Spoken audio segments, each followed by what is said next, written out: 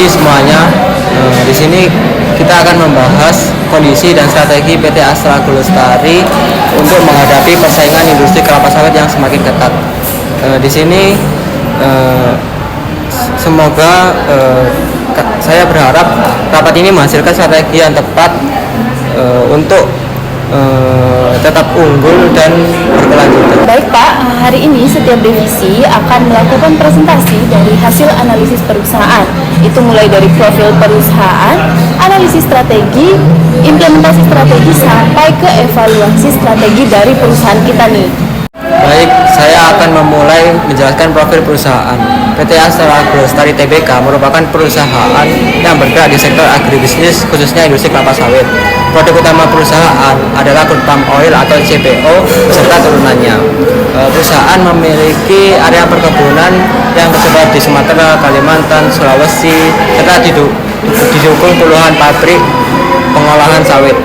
Pada tahun 2025, perusahaan mencatat peningkatan pendapatan sekitar 28,65 triliun dengan laba bersih mencapai 1,47 triliun.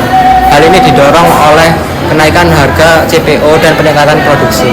Selain fokus pada profit, perusahaan juga menjalankan strategi keberlanjutan untuk digitalisasi operasional, program replanting, dan pengurangan emisi karbon. Oke, terima kasih Pak. Dengan kondisi tersebut, tentu saja perusahaan kita itu perlu memahami kondisi eksternal dan internal juga supaya strategi yang kita terapkan ini itu tetap relevan ya. Oke, sekarang saya persilakan ke analisis perusahaan untuk memaparkan analisis lingkungan eksternalnya.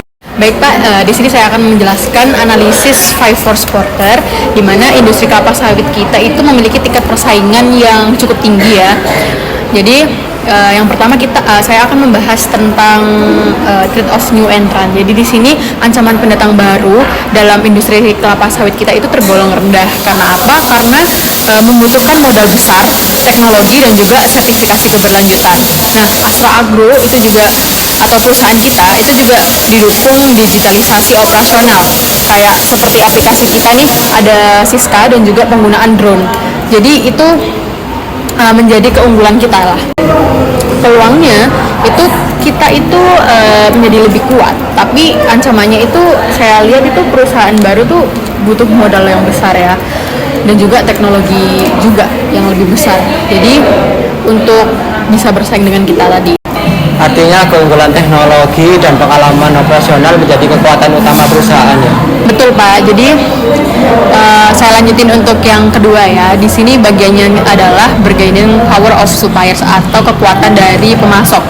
Jadi kalau dilihat dari sisi daya tawar pemasok, posisi kita itu cukup kuat karena sebagian besar bahan baku kita itu berasal dari kebun kita sendiri kan. Kita nanam sendiri, dan juga perusahaan kita itu bekerja sama dengan ribuan petani plasma. Nah, petani plasma dan juga petani swadaya juga. Jadi sehingga pasokan bahan baku kita itu menjadi lebih stabil. Nah, tapi kita juga ada tantangan, kayak misalnya kenaikan harga pupuk, terus energi global, dan juga perusahaan iklim yang dapat mempengaruhi biaya dan juga hasil produksi perusahaan. Nah, lalu yang ketiga, ini bagiannya adalah bargaining power of buyers atau kekuatan dari pembeli. Nah, dari sisi daya tawar pembeli, industri sawit itu memiliki tingkat persaingan yang cukup tinggi juga. Karena apa? Karena pembeli itu juga memiliki banyak pilihan dari pemasok CPO. Nah, pembeli utama perusahaan itu berasal dari industri makanan dan juga biodiesel. Nah, karena produknya itu relatif serupa, jadi pembeli itu kayak dia bisa berpindah aja ke pemasok lain. Kalau misalkan harganya lebih murah gitu. Nah, selain itu meningkatnya program biodiesel di Indonesia kan. Nah, itu juga membantu kita untuk menjaga permintaan CPO tetap tinggi. Nah, peluangnya kebutuhan biodiesel itu terus meningkat, dan juga sertifikasi keberlanjutan dapat meningkatkan loyalitas pembeli internasional. Nah, sedangkan ancaman kita dalam ini adalah pembeli itu tetap bisa beralih ke pemasok lain, dan juga isu lingkungan global itu dapat mempengaruhi ekspor perusahaan. Nah, selanjutnya saya akan menjelaskan threat of substitusi atau ancaman substitusi. Jadi untuk ancaman produk pengganti itu posisi industri sawit kita itu cukup aman. Karena apa? Karena minyak sawit atau CPO itu lebih unggul dari sisi produktivitas dan juga biaya produksi dibandingkan minyak nabati lainnya. Nah, peluangnya dari substitusi ini itu minyak sawit itu masih lebih efisien dibandingkan produk substitusi. Namun ancamannya kampanye anti sawit di berbagai negara kayak misalkan Australia dan juga Uni Eropa itu juga dapat meningkatkan penggunaan minyak pengganti begitu. Nah, baik untuk yang terakhir itu ada persaingan antar perusahaan. Jadi industri kelapa sawit kita itu kan memiliki persaingan yang sangat tinggi. Karena apa? Karena banyak perusahaan itu bersaing dalam harga, kualitas produk, dan juga efisiensi operasional dan juga keberlanjutan. Nah, untuk menjaga daya saing ini, perusahaan kita itu melakukan transformasi digital dan juga program replanting. Karena apa? Karena agar produktivitas perusahaan itu tetap stabil. Nah, peluangnya fokus ESG ini itu dapat meningkatkan citra perusahaan di pasar internasional.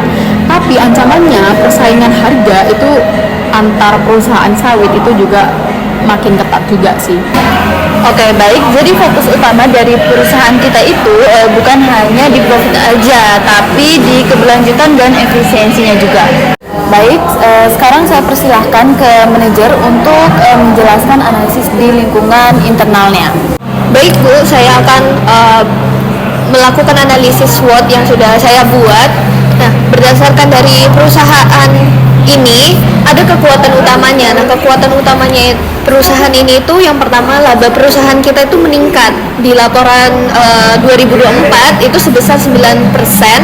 Nah, dari 2025 juga itu terdapat 2,8 triliun. Nah, di sini juga ada kekuatan utamanya itu harga CPO-nya itu mengalami peningkatan sehingga itu mendukung probabilitas perusahaan kita. Dan rata-rata CPO kita itu saat ini yaitu 16%. Nah, dari situ juga ada weakness-nya, ada kelemahannya pastinya perusahaan kita, yaitu sebagian besar usia dari tanaman sawit kita itu tergolong tua.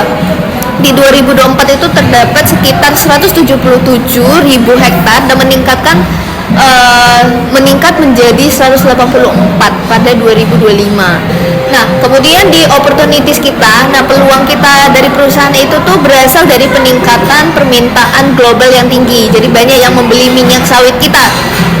Nah, karena sawit ini tuh dibutuhkan bagi semua orang ya untuk kebutuhan pokok dan juga sumber energi terbarukan. Nah, yang terakhir yaitu ada threats.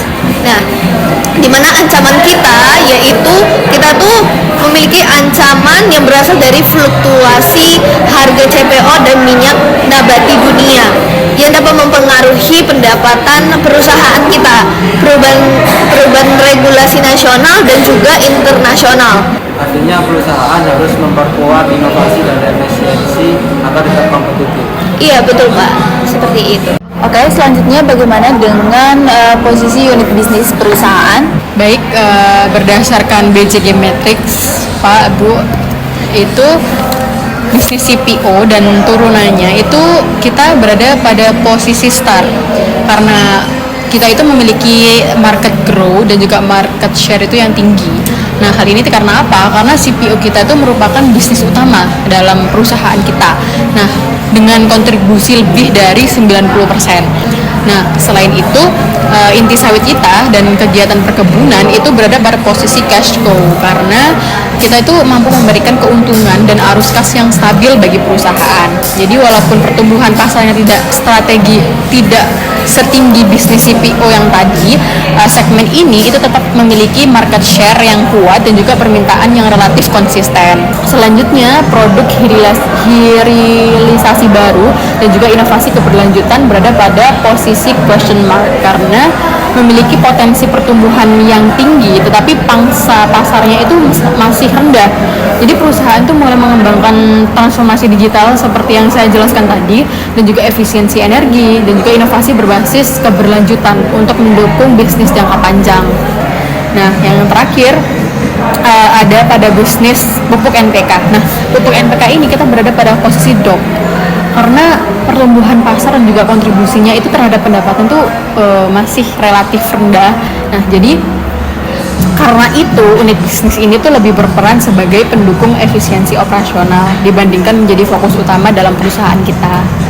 Baik Bu, sekarang saya akan menjelaskan yang tentang hasil IE matrix kami. Nah tadi yang sebelum dijelaskan oleh Chelsea tadi itu yaitu BCG. Nah sekarang itu adalah IE matrix. Nah perusahaan ini tuh sekarang berada di posisi hold. Hold itu mempertahankan atau pelihara.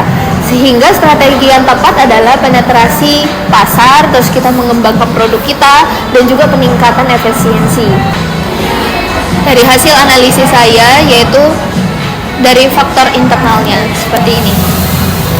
Jadi dari faktor internalnya itu ini sudah saya jelaskan tadi ya, yang strength, kemudian ini juga weakness. Nah dari sini itu ada bobot, rating dan juga skornya. Jadi saya akan memberikan bobotnya dulu, signifikannya, tingkat signifikannya, terus ini bobotnya.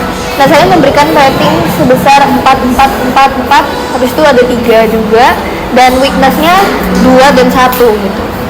Nah seperti yang ibu bisa lihat dan bapak bisa lihat, ini ratingnya, kemudian skornya sudah saya jumlahkan, dan hasil totalnya dari faktor internal strength dan juga weaknessnya itu 2,80. Faktor eksternalnya yaitu dari opportunity dan juga threats atau ancaman dari luar, bagaimana perusahaan itu bisa menghadapinya. Nah, yang pertama yang opportunities ini yang sudah saya jelaskan tadi ke Bapak Ibu, dan juga threats-nya atau ancamannya. Nah, dari sini saya sama seperti yang tadi, signifikannya, kemudian bobotnya. Dari bobotnya saya berikan ratingnya sebesar segini, kemudian skor yang saya dapatkan segini, dan hasilnya itu 2,75, tidak jauh berbeda dari yang faktor internalnya. Sehingga saya masukin dalam bentuk diagram. Ini adalah IE matriksnya, internal dan juga eksternal matriksnya dari PT Astra Agro. Dia berada di faktor internalnya yang tadi itu saya dapatkan 2,80 kan, yang lebih besar bagaimana perusahaan itu bisa menghadapinya. Kemudian dari faktor eksternalnya yaitu 2,75, sehingga pas saya garisi yaitu berada di hold, mana mempertahankan dan juga memelihara, seperti itu. Baik, sekarang saya akan menjelaskan implementasi strategi perusahaan supaya target bisnis dan sustainability perusahaan kita itu bisa berjalan dengan seimbang. Nah, untuk yang pertama itu ada struktur organisasi. Nah, perusahaan kita itu perlu memperkuat koordinasi antar divisi. Itu mulai dari divisi perkebunan, pengolahan sampai ke pemasaran supaya operasional perusahaan kita itu menjadi lebih efektif dan terintegrasi. Selanjutnya itu ada alokasi budget. Nah, fokus investasi perusahaan kita itu akan diarahkan ke bisnis CPO sebagai bisnis utama dari perusahaan kita melalui peningkatan kapasitas produksi, efisiensi operasional dan juga digitalisasi. Nah, itu selanjutnya ada leadership dan budaya organisasi. Perusahaan kita itu sangat membutuhkan kepemimpinan yang visioner, inovatif, dan adaptif terhadap perubahan industri kelapa sawit yang semakin kompetitif. Nah, yang terakhir itu ada sistem pendukung strategi. Nah, perusahaan juga itu akan memperkuat penggunaan teknologi digital seperti drone, dashboard monitoring, dan juga analitik supaya pengambilan keputusan ini itu menjadi lebih cepat dan akurat. Baik, sekarang saya persilahkan ke konsultan perusahaan untuk menjelaskan evaluasi dari strategi. Baik Bu, perusahaan menetapkan KPI berdasarkan Triple P Roadmap, yaitu portfolio, people, dan public contribution. Jadi, fokus perusahaan bukan cuma soal keuntungan, tapi juga pengembangan karyawan dan kontribusi terhadap masyarakat. Nah, dari hasil evaluasi, kinerja perusahaan terlihat mengalami peningkatan yang cukup baik, terutama dari sisi pendapatan, laba bersih, dan produksi CPO. Nah, meskipun hasilnya sudah cukup baik, perusahaan tetap perlu melakukan beberapa perbaikan agar kinerjanya bisa terus berkembang.